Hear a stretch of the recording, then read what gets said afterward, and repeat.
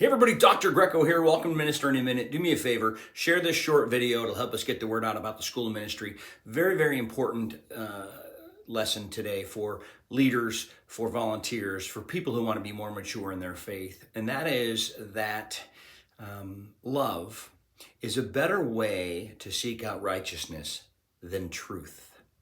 And here's what I mean by that. There's a book in the Bible called Philemon, and in this book, Philemon is a slave owner, and his slave, Onesimus, escapes.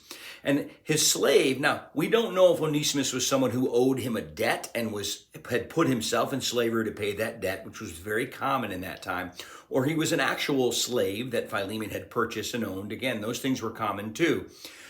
But Onesimus escapes, meets Paul, and gets saved. He is now a Christian. And Paul says the right thing to do is to go back to your owner. But Paul says to Philemon, you have a choice to make, my friend.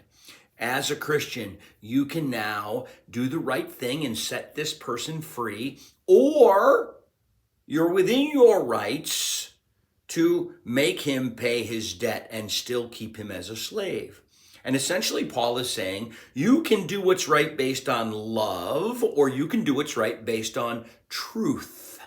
And it was true that the debt was owed, but it would be loving to make a sacrifice and forgive the debt. This is what God did for us, even though we deserve to be punished as sinners. He didn't punish us. He sent his son, and he loves us, and he gives us eternity. And he's telling us that the way to be righteous isn't to exercise your rightness, but it is to exercise love. And we need to look around and see who it is in our lives that maybe we're more concerned about being right with than we're concerned about being righteous with. If we love people, that is how we show the true righteousness of God. We'll see you next week for more Ministries in a Minute.